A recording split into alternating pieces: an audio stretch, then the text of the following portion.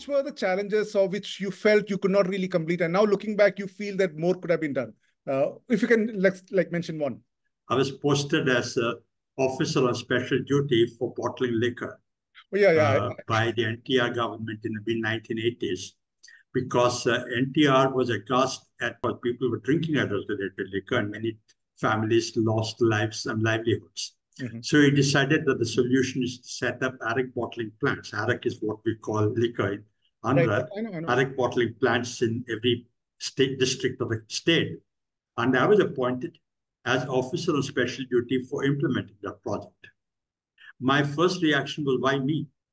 There are 250 IAS officers in the state. Why did they have to pick on me? I had shown no special expertise for field projects, particularly for bottling liquor. And I thought I was destined for bigger things. I joined the IAS with the hope that you're going to change the world. And is this the way I'm going to change the world? Besides, I thought I was being set up for failure. It was not doable in the space of 9 months that it given me. And I brooded and I agonized and I was frustrated. I was angry. I sat at home for 3-4 days, but then I picked myself up and then I said, if I have to do this, I will do it. If I fail, that's okay, but at least let me try and fail. So in the event, I completed the project 3 days ahead of the deadline. It was a tremendously satisfying experience. And I learned many lessons. For example, that people should not fear being pushed out of their comfort zones. In fact, there's a lot of lessons to be learned from being pushed out of your comfort zone. In leadership training programs, they tell you the secret to success in life is to discover your passion and follow it. But the lesson I learned is not so much to discover your passion and follow it, but to do whatever you have to do in life with passion. What would you say is the best model for India going forward, and from this point on and going forward into we have a lot of major fundamental changes set to happen. We have decentralization. We'll have a lot of probably even very, very, very, I wouldn't say wild, but then, we can expect a lot of changes, I guess, going forward. So what would you say is the ideal way forward for center state, that balance of power? See, when we talk about decentralization in India, we're talking about the first level of decentralization, that is between the center and states, not the second level between the state and the subnational bodies. We're talking, local body. We're talking about center and states. There is administrative decentralization, there is political decentralization, and there is fiscal decentralization. There are 3 segments, 3 dimensions to that. My expertise or experience has been on the fiscal dimension of decentralization. And there has been an established practice of what taxes are to be collected, what expenditures are to be incurred. We have the state list, the central list, and the concurrent list. That's quite well established. The practice of taxation, sharing of taxes between the center and states, and the distribution of taxes among states is also well established. There is some control on how much states can borrow by the central government. For example, states cannot take external loans. Also, the amount that states can borrow has to be approved by the central government. I believe those are good guidelines, although some states are protesting. So I think the reality is that as much as states want the center to give them more money, I don't believe the central government is in a position to give any more money to the states. I'm not talking about the genuineness of the demand. I'm talking about the ability of the center to give more money. So states have to learn to be more self-sufficient and fall back on their own resources and see how they can raise additional taxes. How can they restructure expenditures? How can they wean out unproductive expenditures and get more productive expenditure? Improve the governance, improve the investment climate, so as to get investment which will generate jobs, will generate revenue, and the state can grow.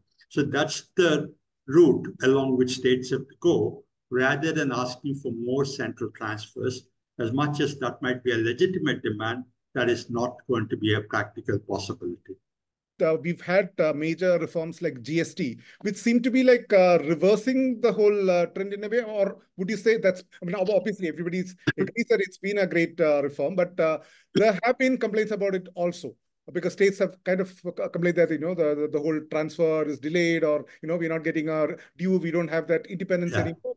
And while at the same time, from the center, if you notice, there's been this clamor, particularly from industry, that, we want more areas to be included under GST, like, the few areas like excise, and the fuel taxes and all that. So that game is kind of going on. So what do you think would be the best way forward? I mean, do you think? See, I think the GST has been a great thing, although we've had some implementation problems. But as late Finance Minister Jaitley said, it's a tribute to our fiscal federalism. The states and the center came together for the common good. So I don't think the GST should be seen as a mechanism that has actually detracted from the autonomy of the state. That's the wrong way of looking at it. Okay. But of course, states complain. But, have you ever seen a child in a hostel ever not complain about the hostel food? So it's in the very nature of fiscal federalism that states complain against the center. What would you term would be the best ideal way forward for everyone together? Yeah. On the fiscal dimension, I would say this, that there is some cross-subsidization that happens. Yes. Because, take richer states like Maharashtra, Karnataka. For every rupee they contribute to the central tax pool, they get back less than a rupee. Poorer states like Bihar and Jharkhand, for every rupee they contribute, they get more than a rupee. That is necessary, even desirable, up to a certain extent, because India is one country that cross-subsidization is par for the course. It happens in most other federations. It happens in India too. It is incumbent that richer states cross-subsidize poorer states. But there has to be limits to it. I get a sense that we're hitting the limits of that cross-subsidization. Okay, right. You, as a seasoned bureaucrat and a person who has seen so much, what would you say are the areas that this government should look at? Economics-wise, otherwise also policy, whatever it may be, across the spectrum for a new government, which are the areas they should focus on? Which are the areas you would feel that has not been given the due it should have been given earlier in the last whatever time, and which you feel is high time we look at, and which are the fundamental changes, major changes? That is, I have a straightforward answer to that, which is that we must focus on creating jobs. Okay, because the economy is growing at a sizzling pace, 8+% the year before last, 7.6% last year, 7% this year estimated, and probably 6.5% for the next 2 to 3 years. Yet, it's not creating jobs because growth is coming from sectors which are not job intensive. Actually, several economists who study these numbers have said that this pace of growth of 6.5 to 7% is incompatible with the growth in consumption, which is 3% or 3.5%, which shows that there is unemployment and there is growing inequality. Unemployment and inequality are the two big problems. And solving them is not just morally right, not just politically right. I believe it is economically good economics. We need to solve them. Why? Because consumption is our biggest growth driver in India. We have about 300 to 500 million people who are middle class or low middle class. If their incomes improve, they will spend that money. And when they spend that money, demand will go up. If demand goes up, production will go up, jobs will go up, that generate more jobs and more growth. So we need to focus on creating jobs and ensuring that benefits of growth are widely shared for our growth to be sustainable. I'm saying this in a very practical sense, not because it is morally right or politically right, but because it is an economic necessity. And I believe that we've not focused as much on job creation as on growth numbers. In fact, you're seeing this debate in the election these days, but it's all about reservations. It's all about freebies, handouts, but nothing much about job creation. And you said we we are having growth in areas where there is not much of job creation. Which would be these are financial sectors, you mean, like financial services? Or yeah, let's look at the situation. There's agriculture. Agriculture will not create jobs. In fact, there's about 70 to 80 million people, perhaps even more, in the agriculture sector who are underemployed. Mm-hmm. If agriculture productivity improves as we want it to, agriculture will in fact throw away 80 to 100 million people. Mm-hmm. Those people will have to be found jobs outside of the agriculture sector. Then there is the services sector.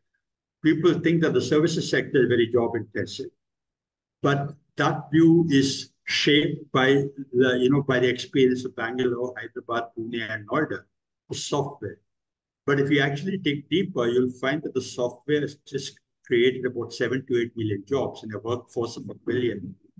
So the services sector jobs that have been created over the last 10 years are low-end jobs like security guards and cleaners and janitors, etc. But we want higher-end jobs.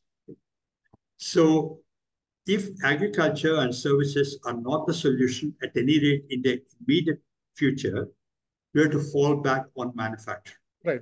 We know that large corporate investment is not job intensive. But if large corporate private investment comes in, that will have a multiplier effect down the line. MSMEs and below MSMEs, even tiny enterprises and the mudra enterprises. And those are job intensive. That's where we must be focusing on. But on the supply side, we have to work on skills and on education.